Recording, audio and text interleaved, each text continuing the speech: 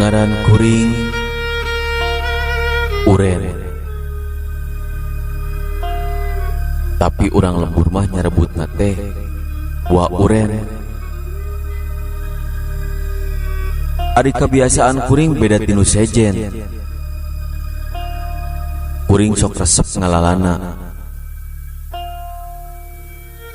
Jigana sapulo Jawa mah kabehanana geus kaaprak, geus katincak. Malah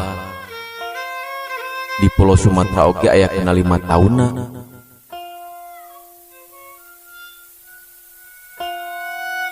Kitu jeung kitu pagawean kuring anu resep aprak-aprakan. Tina pangalaman anu sakitu lilana aya hiji pangalaman anu masih keneh nyantel dina hate jeung moal leungit nepi ka iraha oge. Eta kajadian teh waktu keur ngalalana di daerah Gunung Halung.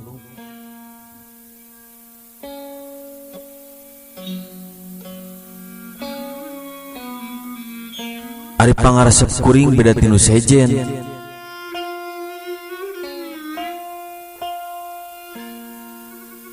Kuring resep kana oray jeung kana manuk. Tapi ari kana manuk mah tepati resep teuing. Anu paling resep pisan mah nyaeta kana oray. Teuing kumaha dalam meninggali oray sok ngarui jika ningali kadahareun anu ngeunah. Mun ningali oray teh sok dirojoy we hayang newak, hayang ngusapan, tapi lain rek dipergasa atawa dipaehan. Malah lamun orayna gede mah sok hayang mawa ka imah rek dikukut. Komo paling resep upama geus manggihan oray kobra, kacida pisan bungahna. Sok sanajan cek batur mah eta oray kobra teh oray anu kacida ngabahayakeunana. Sabab sok nyebrotkeun peurah tina sungutna. Upama eta peurahna keuna kana panon, sok matak jadi lolong. Upama macok kana awak, tangtuna bakal jadi geuneuk. Malah upama teu gancang dibawa ke dokter mah dina waktu sababaraha menit oge bisa ngabalukarkeun tiwas.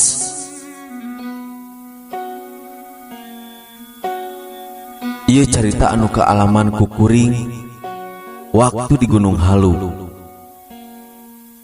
Harita teh poe Jumaah. Babaturan kuring ngaranna si Oding. Ari karesepna si Oding mah kana ngalamanuk. Harita si Oding ngajak ka kuring ngalamanuk ka Curug Buana.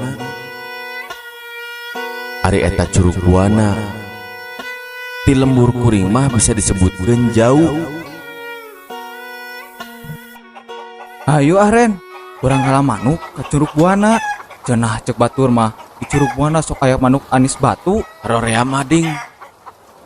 Komo ayeuna poe Jumaah. Poe Jumaah mah kuring ge tara init-initan. Ye. Justru cek babaturan kuring. Eta manuk teh kaluarna poe Jumaah cenah. Urang mah penasaran euy kana eta beja teh. Kulantaran kuring diajak ku sobat, Nya akhir nama kuring eleh geleng, teu bisa nolak.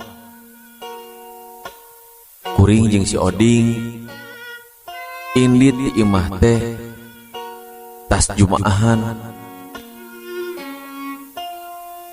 Lumayan jauh ti imah kuring ka Curug Buana teh.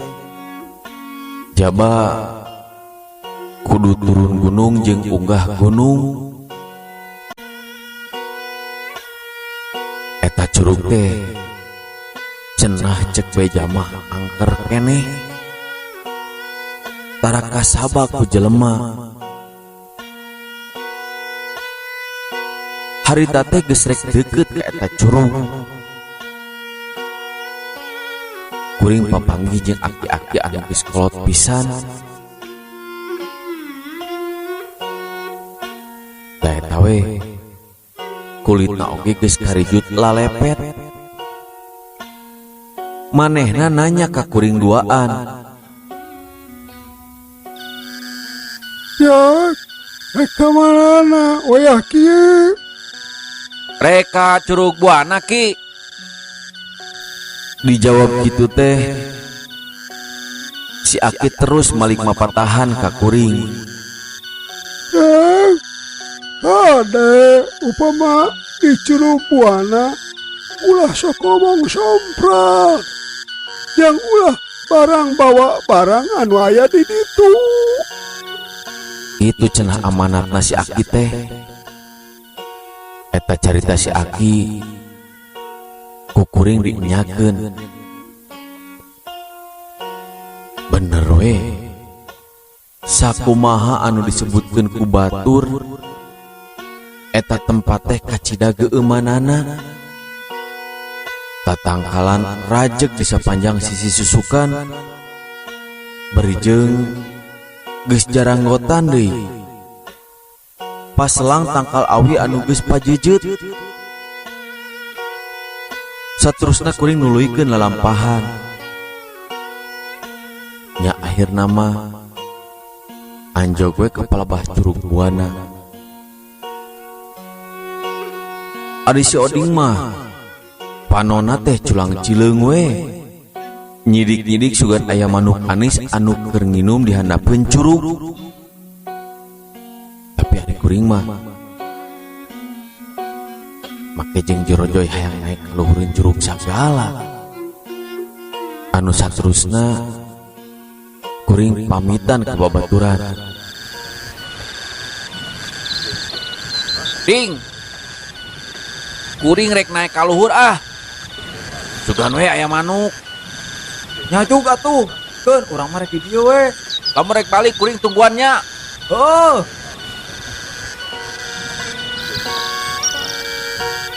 Tidinya mah tuluy kuring kukurusukan naik ka luhureun eta curug. Sanggeus nepi ka luhur, aya tempat anu rada nyangkredong. Didinya aya padataran dina luhureun batu. Menepi kabetahan pisan eta tempat. Di eta tempat ngeplak liput hejo siga amparan Alketip. Eta tempat kacida laleningna. Ari di sisi nama nyabarala ku kalakahe garing. Kuring ngerasa aneh. Di eta tempat anu lalening teh aya iteuk nancelep. Kuring sempat bergerentes tina jero hate. Nah ari ieu iteuk saha? Mani alus-alus teuing. Dina palebah panyekelna diukir mangrupakeun hulu orai kobra. Bawa tong kitu ieu iteuk teh. Tapi inget deh kacaritaan si Aki tadi. Pamikir teh bisa jadi mata. Mending kena tong dibawa. Kulantaran geus rada burit harita teh, eta iteuk teh ku kuring teu dipalire. Dah hayang geura balik, bisi ditinggalkeun ku si Oding. Kuring turun seseleket bari nyeklan akar anu ngararambay tina tangkal kai. Jog anjog ke tempat anu tadi, kuring gogorowokan ka si Oding. Ding, Oding, mana di mana? Sababaraha kali kuring gogorowokan nyalukan si Oding. Bari jeung tepuk ku dedengean, saur jeung salah cai curug. Ding, Oding, mana di mana? Ren, urang mah di dieu. Alhamdulillah, si Oding aya keneh teu ninggalkeun. Tidinya mah kulantaran kaayaan geus reup-reupan, kuring duaan, akhirna mah mutuskeun rek balik. Sanajan teu bebeunangan manuk oge. Sanggeus nepi ka imah, peutingna kuring jadi kapikiran wae.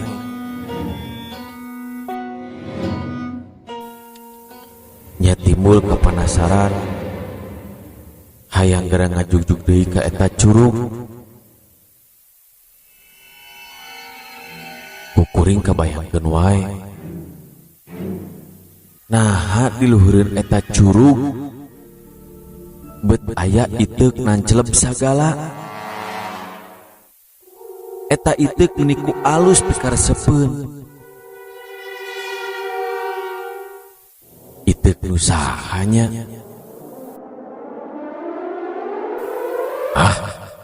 Isukan marek ngajak dahuan, rek diajak ka curug buana. Dadahuan masuk resep bebedil, rek dibejakeun we yen di curug buana loba manuk wali. Harita keneh kuring init ka imah dahuan, yen di curug buana loba manuk wali. Atuh poguh we di bejaan kitu teh dahuan sumanget pisan, da manehna mah resep pisan kana bebedil. Cenah marek ngajak babaturana bari sakalian mawa mobil. Singket carita, isukna bener we mawa babaturanana, jeung katinggalina mani semangat pisan. Ayeuna mah indit ka curug buana teh jadi tiluan. Jaba mawa mobil deui. Sanggeus nepi ka palebah warung, kuring sabatur-batur eureun bari rek nitipkeun mobil. Nya sanggeus nitipkeun mobil mah, kuring laleumpang ka tempat anu dituju.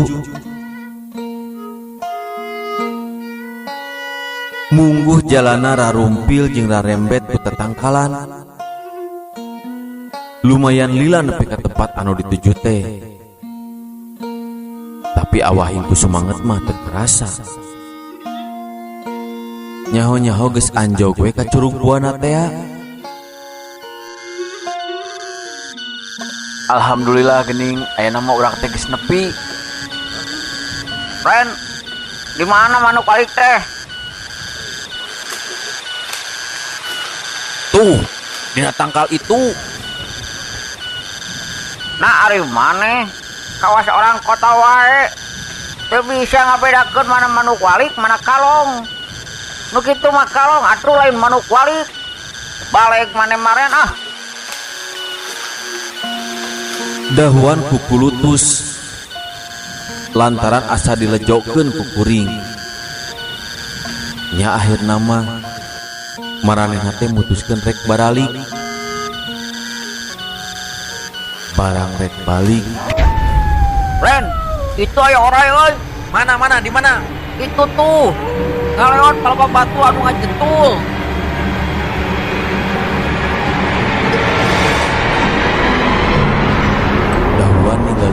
lumayan rada gede. Tuluy eta orai teh di deketan,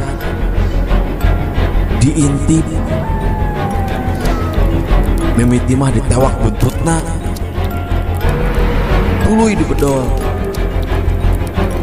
Sanggeus kitu akara ka tembong sirahna ulah elol. Nyawe orai kobra lumayan gede. Bukan biasa nolak orai. Kuring mah teh hese. Anu saterus nama eta orai teh ditewak. Ren, ulah dibawa balik orai teh. Alus nama lu pas gendoi, kan teu bawa karung-karung acan ke wadahna. Dah dibawa nama rek dibelikeun we kena beuteung. Da moal naon sugan? Yang resep di ieu mah euy, lumayan gede, keur kukuteun. Ya, ada atuh orangna ceklannya, kayak bisa dina mobil kabur. Moal atuh. Keun we teu da dicekelan ku urang. Kulantaran waktu geus maju ka burit. Nya akhirna mah kuring sabatur-batur mutuskeun baralik. Sanggeus nepi ka tempat mobil parkir, kuring sabatur-batur arasup kana mobil. Ari kuring mah sorangan cicing dina jok tengah. Ari dahuan jeung babaturanna mah ngarendeng duaan dina jok hareup. Dadaku nama sieun ku eta orai cenah. Waktu keur di tengah perjalanan karasa kana beuteung asa aya anu tinggi. Barang ku kuring direret,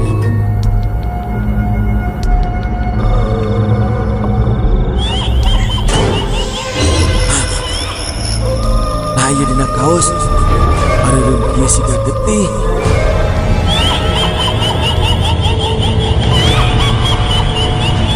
Ku kuring teu karasa jigana eta orai teh macok leungeun kuring. Waktu dipake ngeukepan eta orai. Aya naon, Ren? Ya orai, sigana macok.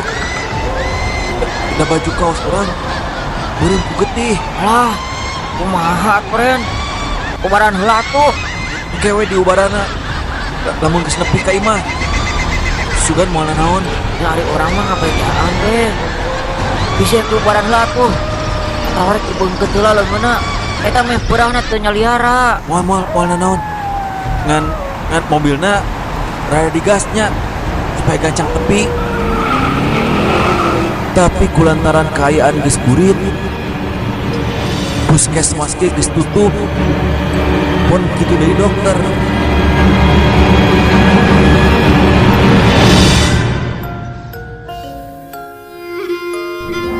Nya peutingna kukuring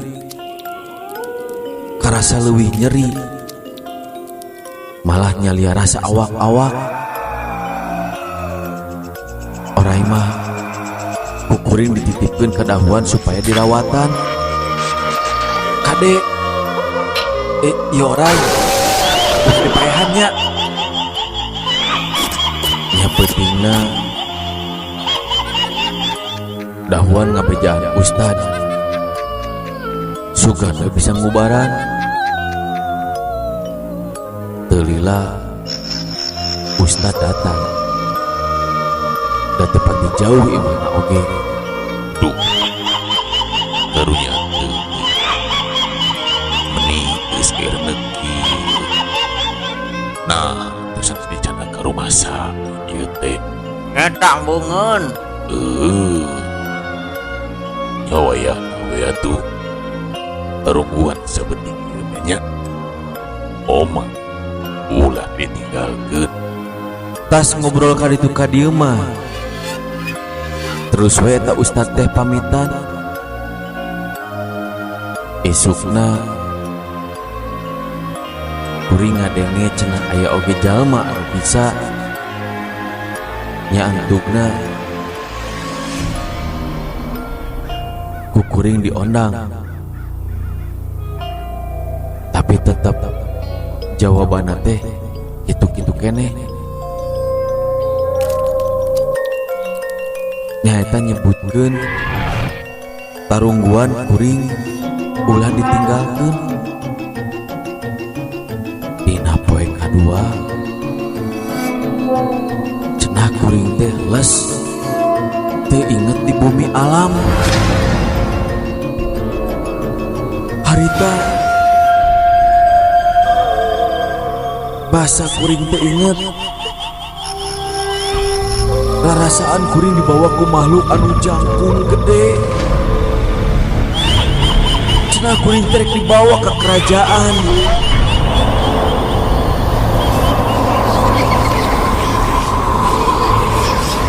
Sanggeus nepi ka hiji kerajaan, kuring dijagakeun ka hiji raja.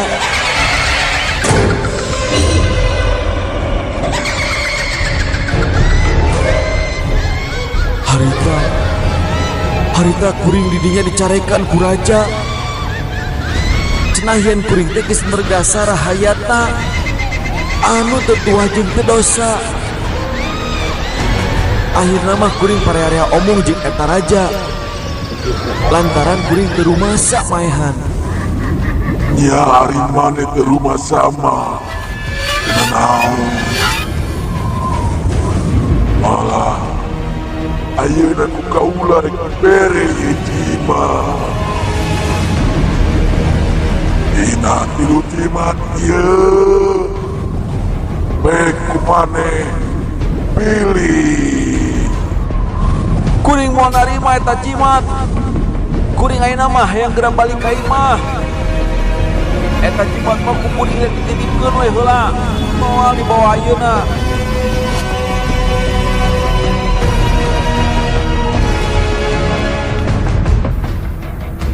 Akhirna kuring dijajabkeun deui ku jalma anu jangkung gede teh. Sanggeus tepi kuring ngarasa heran. Di jero imah teh keur ngarariung jeung cerikan anu keur ngajelepeng ditutupan ku samping kepat. Kuring rada bingung. Nasaha atuh anu keur diceungceurikan bari jeung ngajelepeng tur ditutupan ku samping kebat. Barang geus nadadeungkeun kuring kacida kagetna Sing horeng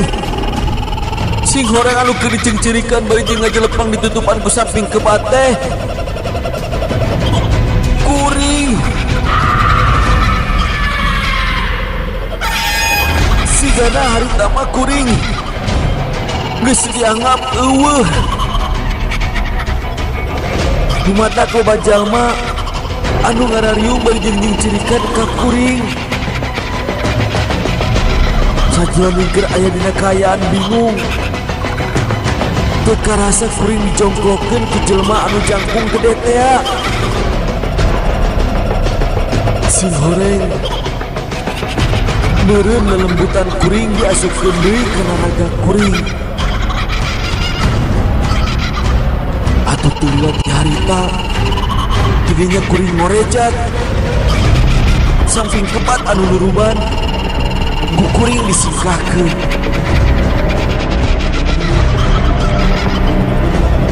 Puguh we atuh jalma anu ngarariung teh jadi karageteun ningali kuring hudang deui.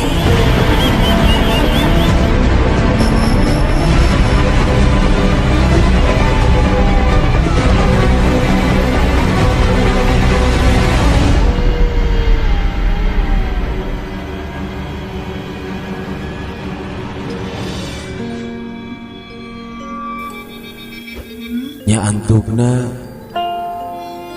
ku kuring diterangkeun sakabehna Anu isukna kuring dibawa ke rumah sakit. Cek hasil pemeriksaan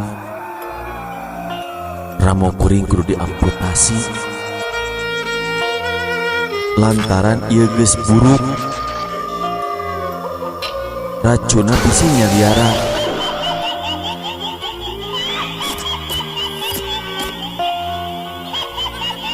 Kuring nurut kana saran dokter. Harita kuring menang 3 poe cicing di rumah sakit. Sanggeus ngerasa cager mah kuring ke dokter minta balik. Kiwari ramo leungeun kuring anu katuhu kari opat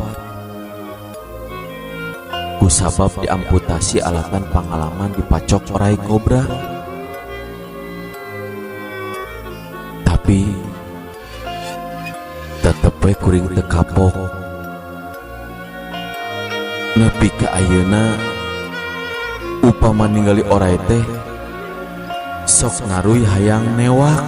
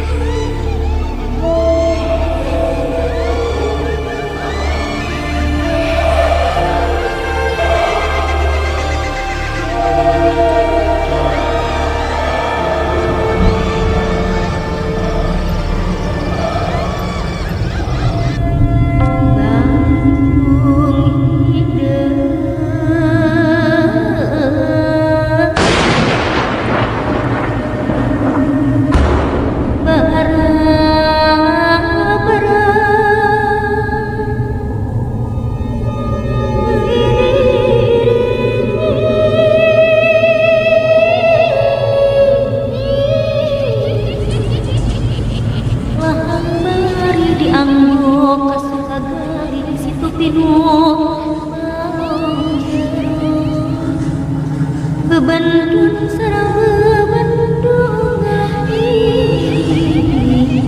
salira awit teh pangajulabuan sorga gede yang bermik paremos kepaya lepat saeuti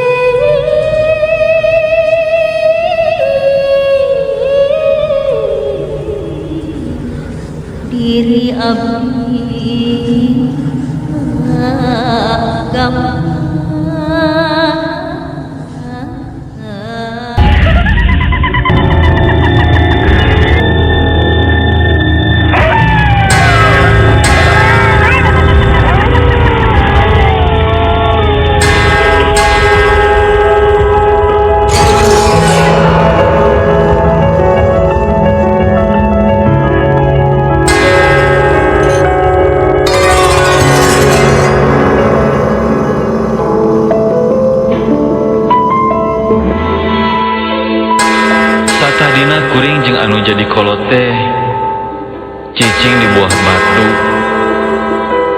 Nyapas nama di daerah Lio. Geus moal birek deui. Balik geus pada apal ke daerah Lio mah. Kusabab harita kaayaan kolot kuring ekonomina keur kurang. Nya imah anu di Lio teh dijual. Kolot kuring sanggeus ngajual imah anu aya di Lio. Nya meuli imah di daerah Cicalengka.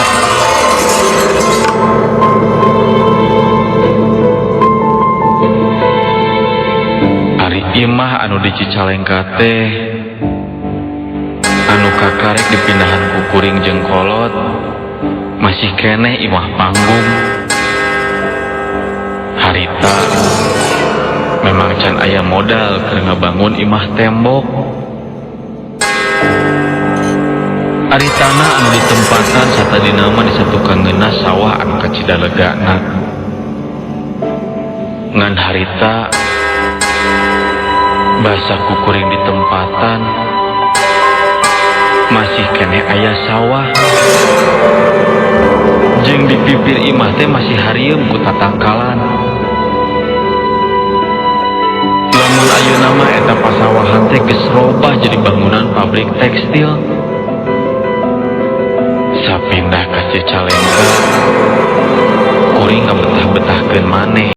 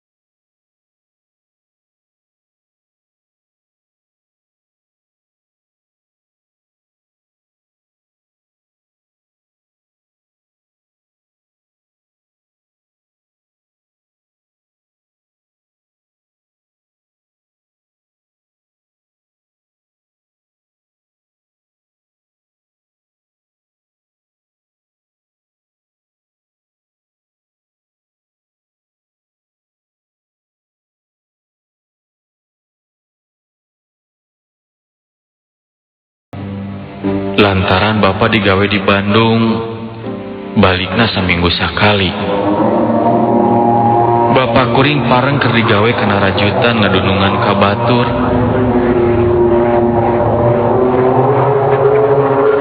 Bapak kuring balik saminggu sakali teh,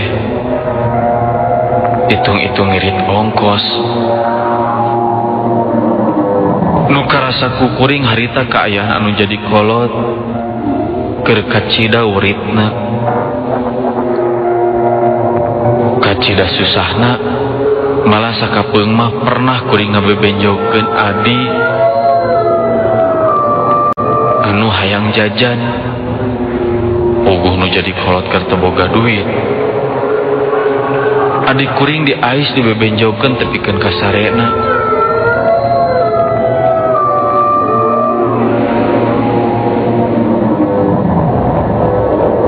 Harita kuring oge asup ka kamar maksud rek nyarekeun anu jadi adi. Geus aya di jero kamar, kuring ninggali kana kasur. Barang kuring ninggali kana kasur,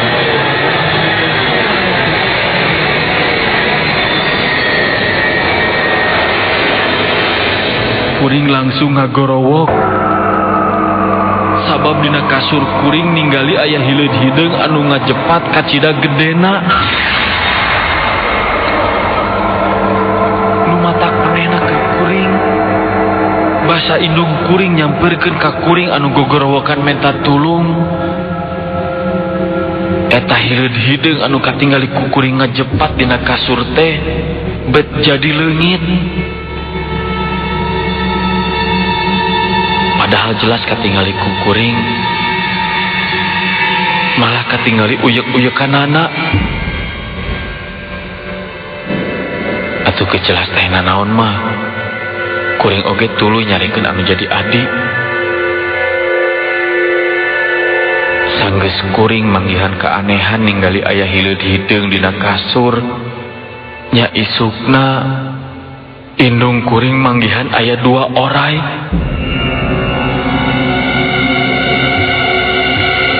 Malah eta oray teh huluna calalegeg ka indung kuring.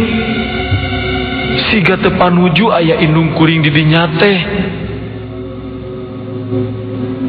Timimiti kuring jeung anu jadi kolot cicing di imah eta mineng ngalaman kejadian-kejadian anu aneh anu teu mata kaharti ku akal. Ninggang sababaraha minggu kuring ngarasa regreg sabab aya aki jeung ninik kuring anu ngadon milu cicing di imah.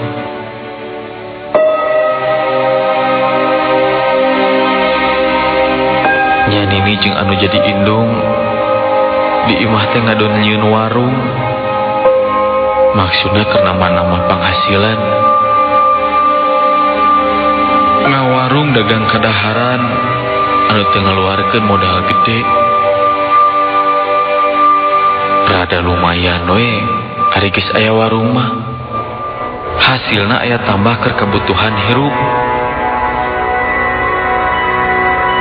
Hiji mangsa kejadian aneh anu kaalamanku anu jadi aki kuring tengah aja manggihan kuya. Sok padahal kuring oge ngerasa aneh ku ayana eta bulus teh. Nu jadi anehna basa bulus diwadahan kana ember anu maksud narik diingu. Isukna eta bulus teh geus eueuh tina ember. Bulus ngaleungit berita apa ka mana leupasna.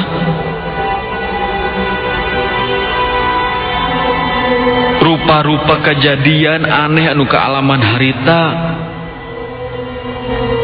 Kusabab aya wae kejadian anu teu kaharti ku akal. Nya akhirna Bapak kuring tatanya ke anu bisa. Bapak kuring menang keterangan. Cek anu bisa, lamun hayang nyaho naon pangna sok aya kejadian aneh di imah. Bapak kuring kudu nyarean warung sorangan. Tah didinya bapak bakal manggihan keterangan ngeunaan eta tempat. Bapak kuring oge ngagugu karena parentah ti anu bisa teh. Dina hiji peuting bapak kuring ngadon ngahaja nyarean warung sesoranganan.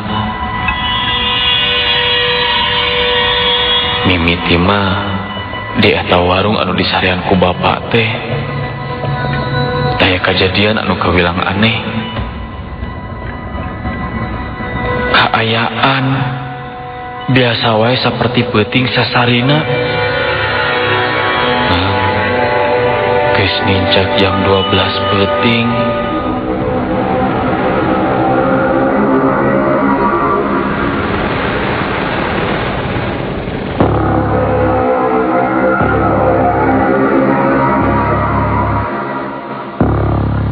Basa bapak rek beureum pisan, kakarek salenyapan. Bapak kuring ngorejat sabab warung teh kerasa inggeng. Siga aya nu ngoyageun. Aya kejadian sarupa kitu teh mimiti nama panyangka bapak teh aya lini. Nganaha atuh inggeungna eta warung teh beut kerasa lila. Keur bapak ngahulang kana eta kejadian, bapak kuring jadi ngarenjag. Sabab bapak kuring ninggali di hareupeun aya suku anu kacida gedena. Eta suku teh pinuh ku bulu. Bapak ngan ukur bisa ninggali sukuna hungkul. Dapugu awak nama jujul keluar. Jeung anu jadi aneh, Jujurna eta makhluk teh bet bisa nembus ngaliwatan tiung warung.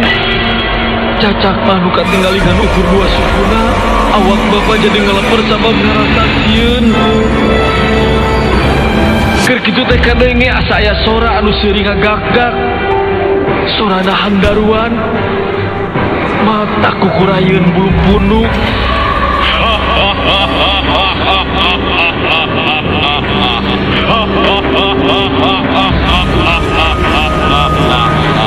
Oh, genah-genah aya di tempat ya.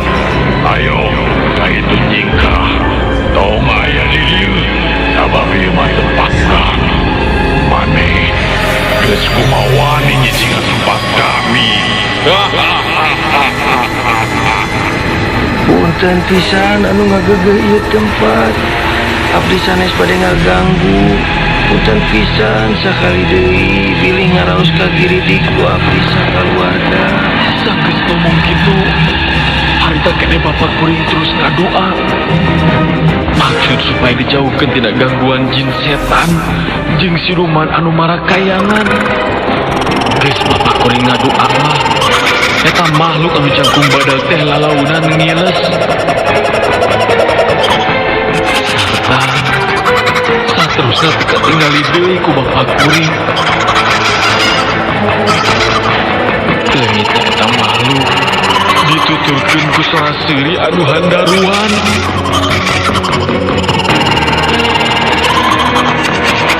Ku leungit eta makhluk bapak kuring can ngarasa tenang. Sabab warung teh karasa jadi inggeung deui siga tadi. Can oge kasieun murangan. Di hareupeun bapak kuring ujug-ujug aya saurang awewe. Mulukna eta awewe teh ngarumbai panjang. Kan masa ditelak-telak kok anu jadi bapak. Nah eta awewe teh ngan sirahna hungkul.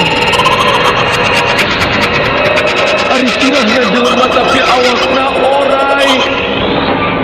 Bari jeung awakna anu sakitu badagna. Panuna eta makhluk nolotot ka bapak kuring. Melong bangun siga nu ambek.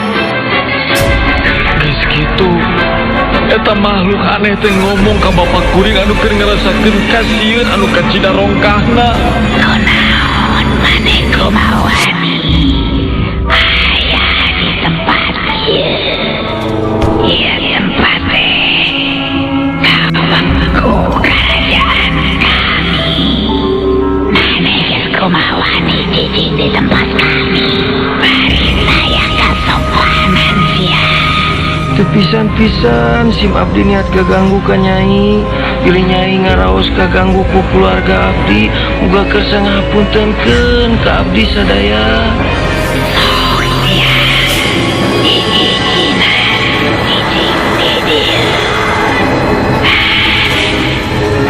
Oma ulah ganggu kerajaan kami. Sanggeus eta makhluk anu sirahna awewe sarta awakna orai teh ngaleor ka luhur suhuna. Geus kitu mah teu katinggali deui ngelesna tina paninggali nu jadi bapak kuring.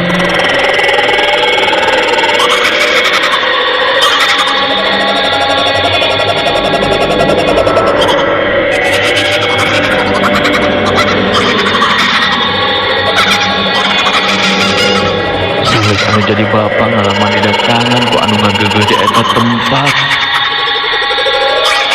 Bapak kuring oge ngadatangan kolot anu bisa.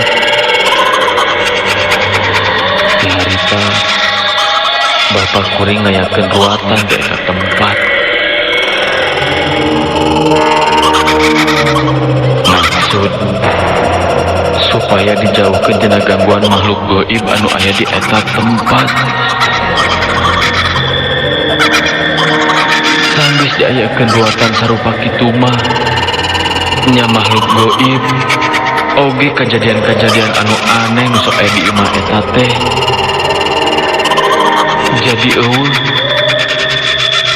Malah tepi ka kiwari kuring jeung anu jadi kolot jadi betah di eta imah.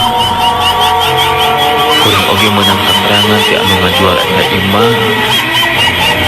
Sing horeng pangna imah eta dijual teh nya anu boga imah tadina sok loba diganggu ku makhluk atawa kejadian anu aneh saperti nu kaalaman ku kuring jeung anu jadi bapak.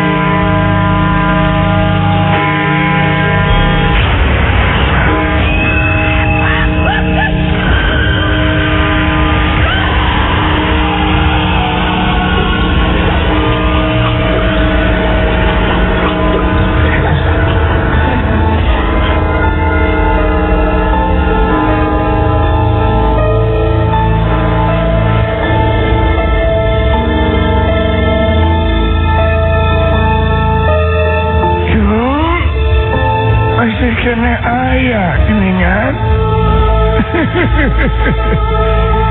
Tapi sekarang itu waktu terus tanya kapan. Aki kita pamit lah. Kita uyalah ke tempat anu jauh cu.